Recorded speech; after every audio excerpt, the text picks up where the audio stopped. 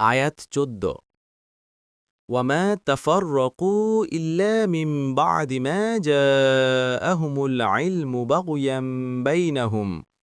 ولولا كلمة سبقت من ربك إلى أجل مسمى لقضي بينهم وإن الذين أورثوا الكتاب من بعدهم لفي شك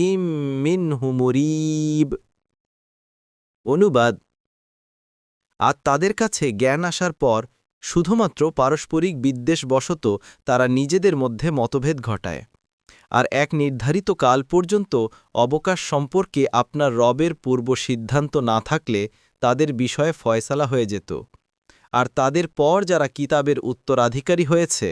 নিশ্চয় তারা সে সম্পর্কে বিভ্রান্তিকর সন্দেহে রয়েছে তাফসির 1 নং ফুটনোটের বিবরণ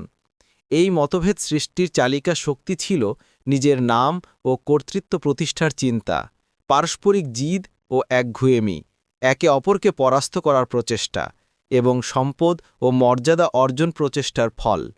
কর্তুবী ফাথুল কদির